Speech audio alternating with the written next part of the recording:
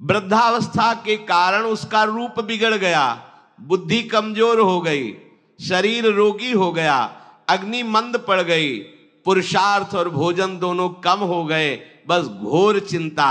अब पता ही नहीं चल रहा, सोच निकल गई, पड़ा है उसी गंदगी में। जब वो रो रो के कहता है ऐसा, तो पीटते हैं घर वाले, हमने देखा भी है, पीटते हैं, पड़े पड़े हकता है, भरपूर भोजन नहीं देते, हगेगा कौन, फेंकेगा इसका, कैसी दुर्गति होती। इसमें जो शब्द लिखा है, आस्तेव मत्योपन्यस्तम गृहपाल इवाहरन, गृहपाल कहते कुत्ते को, कुत्ते की भांति वो सबके अपमान सहता रहता है और रूखे सूखे टुकड़े खाकर जीवन निर्वाह करता है, फिर भी उसे भगवान की याद नहीं आती। मृत्यु का समय जब निकट आता है तो वायु उत्क्रमण से इसकी पुतलियां चढ़ जाती हैं, श्वास प्रश्वास की नलिकाओं में वायु आना जाना रुक जाता है, कफ भर जाता है, अब इसे श्वास लेने में भयानक कष्ट होता है, कंठ में घुरघुराहट, पर उसका मोह उन्हीं अपने बच्चे परिवार घर शब्द ये सब छूट जाएगा। बड़ी दुर्गति है। अंतिम समय क्या सोच रहा है, ये पत्नी छूट जाएगी, बेटे छूट जाए, और बेटों ने क्या उनके साथ व्यवहार किया, ये मोह है, ये मेरा कमाया हुआ मकान कैसे छोड़ सकता हूं, तो छिपकली बन के आना, इसी मकान में रेंगना। पक्का आपका अंतिम फाइनल आपका चिंतन होता है, आपका चिंतन वही बनेगा जो जीवन भर आपने किया, उसके परिणाम में बंधु बांधव आकर घेर लेते और मनाने लगते हैं कि अब जल्दी मर जाए, भगवान उठा लें इसे। मृत्यु पाश के वशीभूत महान कष्ट को भोगता हुआ अपने परिवार का चिंतन करता है। वो मूड ये भी नहीं सोच पा रहा कि अगर अंतिम समय कृष्ण बोल दूं, राधा बोल दूं तो काम बन जाए। कुटुंब का भरण पोषण और मोह में लगा हुआ यमराज के दूत आते हैं, मार मार के उसके प्राणों को खींचते हैं। वो तो मार वही जानता है जिस पे पड़ती है, पर सोचता कौन है, विवेक है नहीं, इसलिए सोच काम नहीं करती।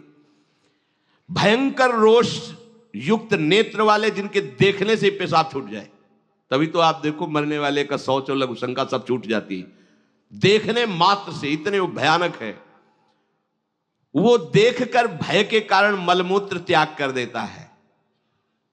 सा दृष्ट्वा त्रस्त हृदय स्रकन मूत्रम विमुंचति, इतना भयावह स्वरूप होता है उनकी घुड़क और उनकी मार की टट्टी पेशाब सब छोड़ देता है। यमदूत उसे भयंकर यातना देते हुए प्राण खींचते हैं। अब ये तो वही जानता है जिसके खींचते हैं। बाहर वाले सब घेरे बैठे हैं, कोई एक बार भी नाम नहीं बोला। अगर एक बार बोल देता राधा तो भाग जाते यमदूत और वो बच जाता। पर यह सौभाग्य तो जिसने जीवन में धर्म किया है, कहीं ना कहीं भगवद आश्रय लिया, उसको ये मिलता है। जैसे कोई घोर अपराधी को सिपाही बांधकर ले जाते हैं, उसी प्रकार रस्सी में बांधकर बलात् उसको यमलोक की लंबी यात्रा कराती है।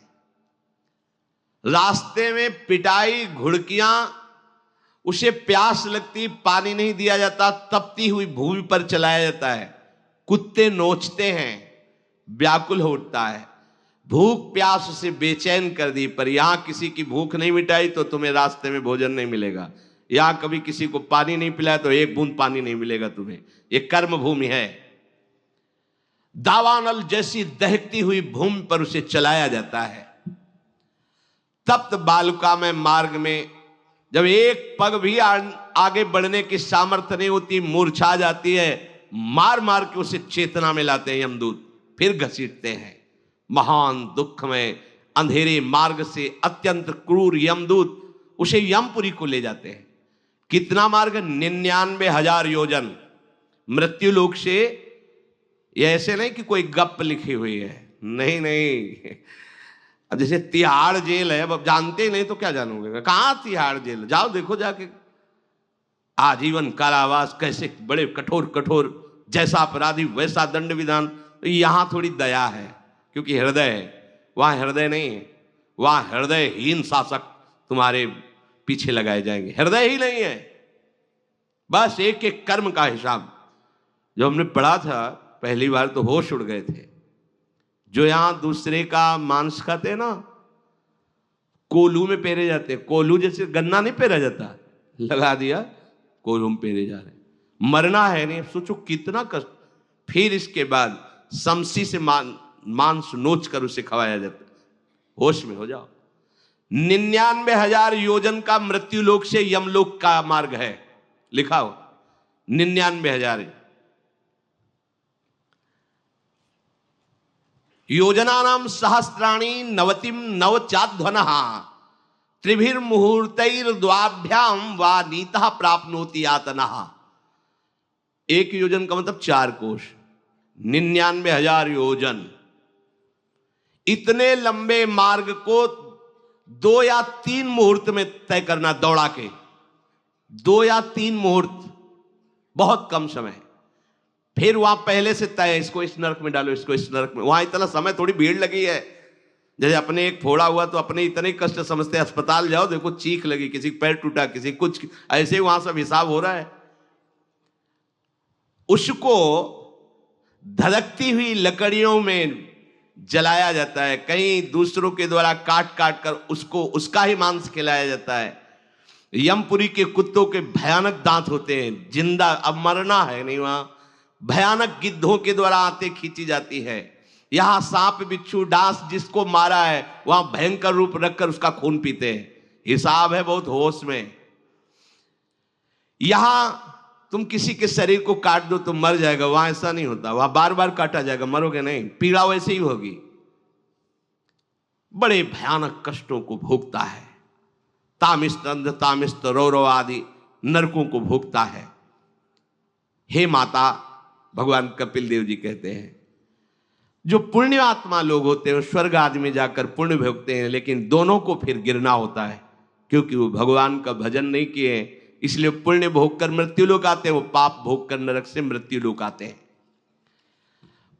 माता जब उनके भोग संपन्न होते हैं नरक आदि के, अब वो जन्म लेते हैं। फिर यहां ध्यान से सुनना, जब जीव को मनुष्य शरीर में जन्म लेना होता है तो प्रकृति में वर्षा के साथ आता है। प्रकृति में वर्षा के साथ आया, और फसल में मूली गाजर गेहूं अन्न, इनमें वो जीव प्रवेश करता है और उसे माता पिता दोनों पाते हैं। तो सप्तम धातु वीर के रूप में परिणित होता है जीव। वो वीर कण के रूप में माता के उदर में जब प्रवेश करता है तो एक रात्रि में मां का और पिता का, दोनों का वो जो वीर मिलता है, उस रज और वीर के मिलने से एक कलल सा बनता है। 5 रात्रि व्यतीत होने के बाद एक बुदबुदा सा बनता है। 10 रात्रि व्यतीत होने के बाद एक बेर की सी आकृति होती है। फिर उसके बाद उसमें धीरे धीरे मांसपेशियां बढ़ने लगती हैं। 1 महीने में उसके सिर निकल आता है, 2 महीने में हाथ पांव अंगों का विभाग होता है, 3रे महीने में नख रोम अस्थि चर्म स्त्री पुरुष के चिन्ह प्रकट हो जाते हैं, 4 महीने में मांसादि 7 धातुएं प्रकट हो जाती है, 5वें महीने में चेतना जागृत हो जाती है। जैसे अपने चेतना, ऐसे 5वें महीने में गर्भस्थ शिशु की चेतना जागृत हो गई। जीव है पर चेतना 5 महीने बाद मां के गर्भ में जागृत। अब उसे भूख लगती है, प्यास लगती है, वहां की तापमयी जलन पीड़ा, छोटे छोटे कीड़ों के द्वारा काटना।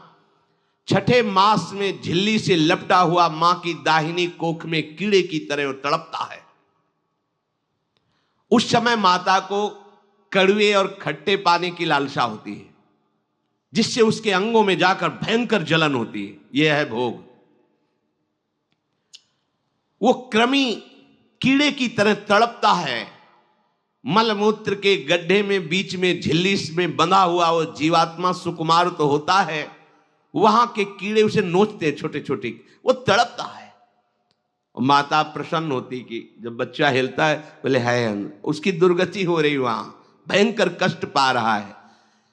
ऐसा क्लेश होता है कि क्षण क्षण में बेहोश होता रहता है। माता के खाए हुए कड़वे तीखे गरम नमकीन रूखे खट्टे यही पदार्थ पाने की इच्छा होती है माता, क्योंकि उसको भोग भोगना है।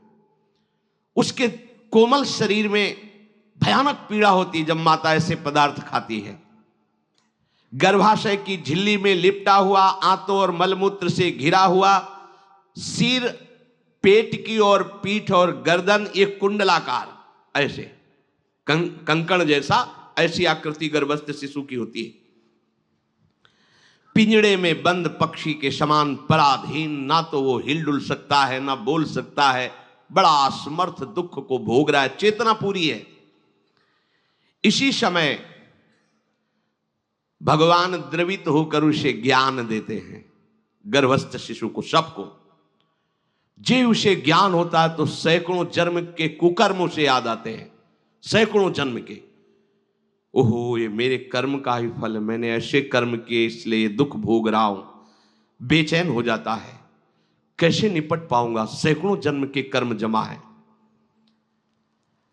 अब महान अशांति उसके हृदय में, उस शरीर में भयंकर पीड़ा, कुंडलाकार शरीर है, हिल भी नहीं सकता है, बस कीड़े काटते हैं, बड़ी तड़पन, बड़ी जलन, भूख प्यास की जलन।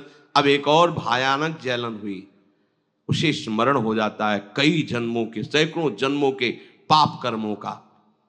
7वां महीना आरंभ हुआ कि ज्ञान का उन्मेष हो गया। अब प्रसूति वायु उसे चला रही है, तड़पता है वो। सप्त धातु में स्थूल शरीर से बंधा हुआ वो जीव भयभीत होकर के पुकारता है, अगर कोई भगवान है तो एक बार मुझे यहां से निकाल दे।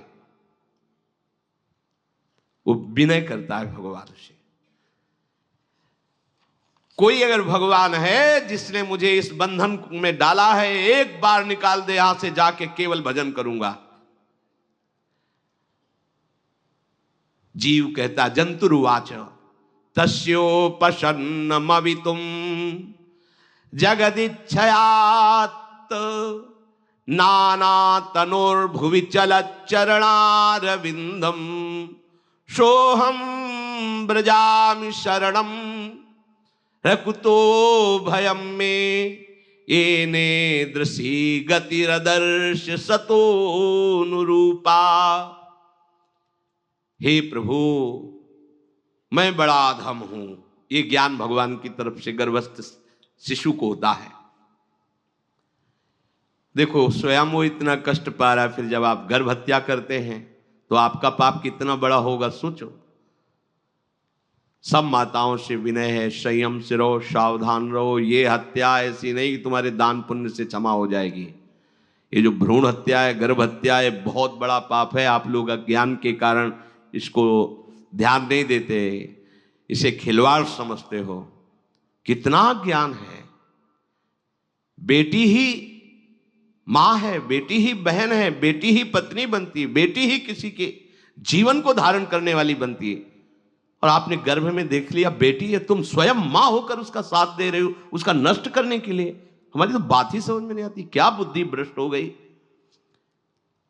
अगर पुरुष का इतना महत्व है तो बेटियां ना हो तो तुम्हारी कौन सी गति होगी, सोचो जरा। जीना मुश्किल हो जाएगा तुम्हारा। तुम पुरुष किस काम के रह जाओगे। तुम्हारा अर्धांग काट दिया जाए तो तुम कैसे होगे। ये स्त्री स्वरूप अर्धांग है। जिस घर में मां बहन नहीं है, स्त्री स्वरूप नहीं, श्मशान जैसा वो होता है। ध्यान दीजिए, ये बहुत बड़ी गलती है जो अपनी बेटियों की हत्या करते हैं। और ये वो पाप है जो अक्षम्य अपराध है। स्त्री हत्या करना शास्त्रों में बहुत बड़ा पाप कहा गया है। फिर वो तो बच्चा है, बिल्कुल नहीं। जिनसे हो गया है, श्रीमद् भागवत का सप्ताह मूल संस्कृत से सुनो और भगवान से प्रायश्चित प्रार्थना करो कि हे नाथ, भूल से गलती हो गई, दूसरा कोई उपाय नहीं। ध्यान से समझ लीजिए, तुम्हारे भ्रूण हत्या, गर्भ हत्या के पाप को नष्ट करने में एकमात्र श्रीमद् भागवत समर्थ है, दूसरा कोई नहीं। कोई दान पुण्य तीर्थ स्नान तुम्हें क्षमा नहीं कर पाएगा। यह ऐसा महापाप है। अगर हृदय में जलन करके और मूल संस्कृत के द्वारा पूरी 7 दिन में भागवत श्रवण की जाए नियम से, तो भागवत समर्थ है, इस हत्या के पाप से भी आपको मुक्त कर देगी। जिनके ऐसे हत्या हो गई हो करवा लो, नहीं तो बुद्धि आगे भ्रष्ट करके तुम्हें हरि गुरु से विमुख कर देगा। ये पाप ऐसा नहीं कि तुम्हें 2-4 माला घुमाने से क्षमा हो जाएगा। ये महत अपराध है। सबकी समझ में नहीं आता, समझ जाओ, नहीं तो आप जहां भी हो वहीं से भ्रष्ट कर देगा, यह अपराध नष्ट नहीं होगा, श्रीमद् भागवत की कृपा से नष्ट हो जाएगा। यह हमें बहुत विश्वास है। श्रीमद् भागवत सप्ताह की यह है ही महामहिम। प्रेत योनि को प्राप्त धुंधकारी को सीधे भगवत पार्षद स्वरूप देकर परम पद में आरूढ़ कर दिया। केवल 7 दिन की मूल संस्कृत एक भी श्लोक नहीं छूटना चाहिए। अगर सप्ताहिकी का पारायण हो तो इस भ्रूण हत्या गर्भ हत्या से भी निवृत्ति मिल जाए। अब वो जीव भगवान को पुकारता है, मैं बड़ा नीच अधम हूं। आहा, भगवान आपने जो मुझे गति दिखाई है तो मेरे कर्म के अनुसार ही है, आपका इसमें कोई दोष नहीं। हम लोग जब कष्ट भोगते तो भगवान से कहते हैं हमने तुम्हारा क्या बिगाड़ा। भगवान ने नहीं बिगाड़ा, तू खुद देख क्या बिगाड़ लिया अपना, करो पाप आचरण। अब देखो हमने तो जीवन में कोई पाप नहीं किया और कितने गर्भ हत्या की है, कितनी खिलवाड़ समझे हो। ये बिल्कुल भयावह चीज है, आप लोगों को नहीं। हम बार बार इसीलिए कह रहे कि भयावह वस्तु है, तुम्हें बहुत ऊंचाई से घसीट के भ्रष्ट कर देगी। बहुत होश में हो, भूल के कभी ऐसा न करना जहां तक हमारी आवाज पहुंचे, जहां तक सुनाई दे। गर्भ हत्या मत करना, संयम से रहो। इस तरह का व्यवहार मत करो कि तुम्हारा मनुष्य जन्म ही व्यर्थ चला जाए। इसमें तीनों को बराबर दंड मिलेगा, गर्भ हत्या कराने वाला, गर्भ हत्या की प्रेरणा देने वाला और गर्भ हत्या में सहयोग देने वाला। जो औषधि डॉक्टर या जो भी, तीनों को दुर्गति होगी। माता पिता प्रेरक और कर्ता। ऐसा नहीं कि आप डॉक्टर हो तो आपको गर्भ हत्या करने का अधिकार नहीं। आप डॉक्टर हो दूसरे के शरीर को स्वस्थ करके निरोग करने के लिए, हत्या करने के लिए नहीं। कोई भी हमारा संविधान ऐसा आदेश नहीं करता कि आप गर्भ हत्या कर दो। ना भागवतिक और ना भारतीय संविधान ऐसा संविधान आदेश नहीं करता। अब वो जीव कह रहा है कि प्रभु मेरे योग्य ही है आपने जो मुझे दंड दिया है। मैंने सुना है कि आपकी शरण में जो आता है आप उसकी रक्षा कर लेते हैं। आपकी जो शरण में हो जाता है वो इस भूमि पर, भारत भूमि पर, विश्व पर निर्भय विचरण करता है। कोई उसे भय नहीं प्रदान कर सकता।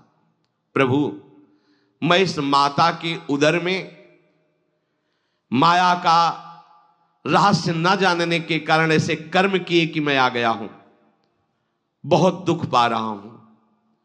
हे निर्विकार अखंड बोध स्वरूप परमात्मा, मैं बार बार नमस्कार करता हूं। प्रभु मेरे ऊपर कृपा कर दो, एक बार इस गर्भ से निकाल दो। मैं यहां से बाहर जाकर आपका निरंतर भजन करूंगा। ये वादा करके आए हम प्रभु से सब। प्रभु ने करुणा करके हमें चांस दिया है मनुष्य शरीर। प्रभु मैं बहुत जन्मों से इस समय स्मृति आ रही, देख रहा हूं कर्मों में भटकता रहा आपसे विमुख होकर के।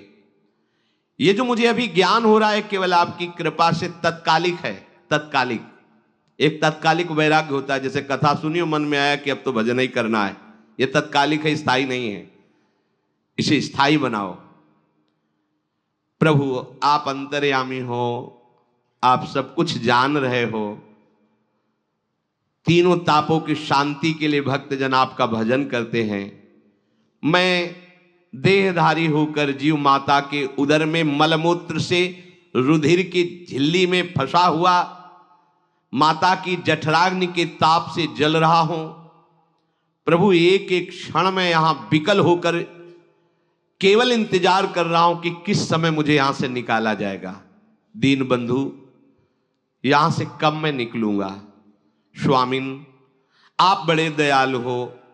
आप जैसे उदार प्रभु ने मुझ गर्भस्थ शिशु को ये ज्ञान दिया।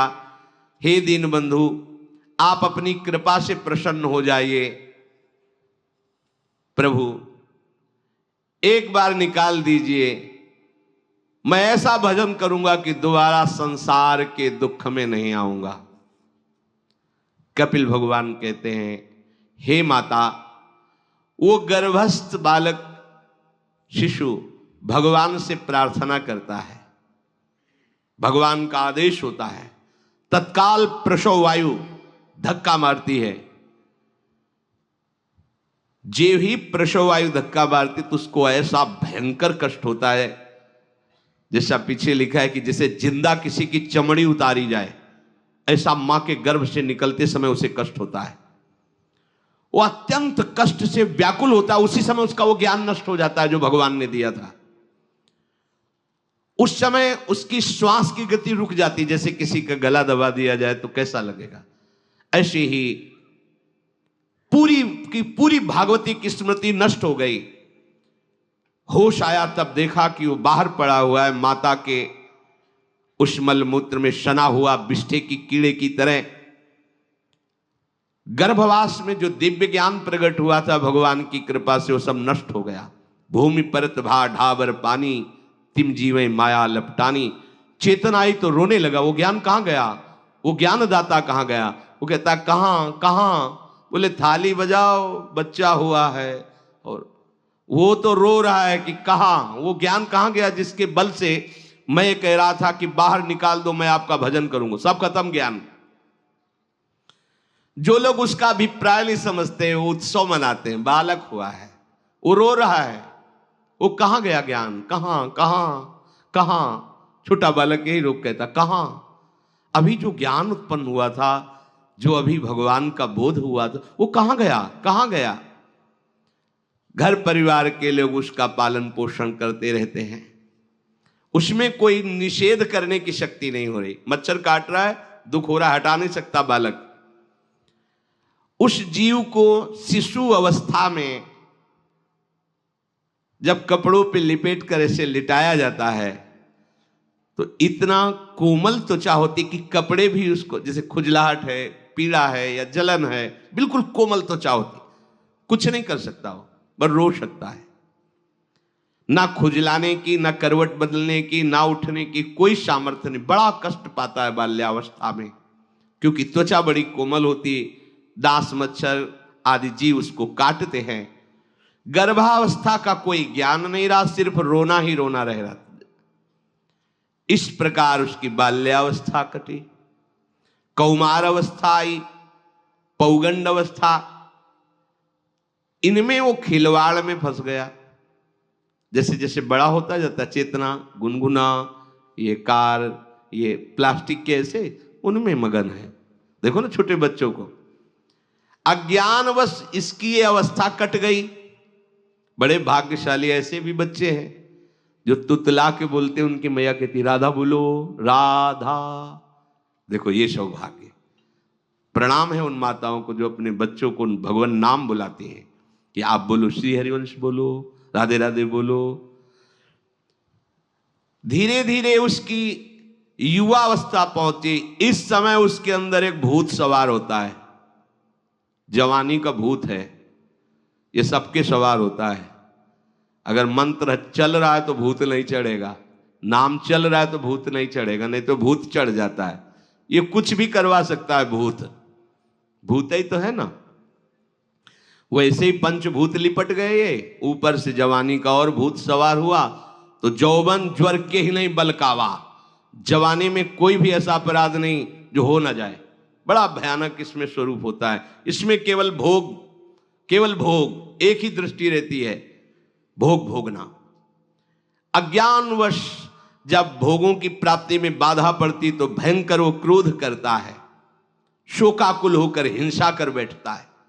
जैसी घटनाएं सुनने को मिलती हैं, राक्षसी घटनाएं, ये भूत है जवानी का।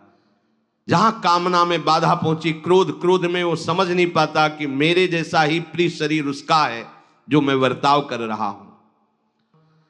जैसे जैसे देह बढ़ता जाता है, पुष्ट होता जाता है, वैसे वैसे भोग वासना और अभिमान बढ़ता जाता है। वो काम परवश होकर अपना नाश करना शुरू कर देता है। यौवन,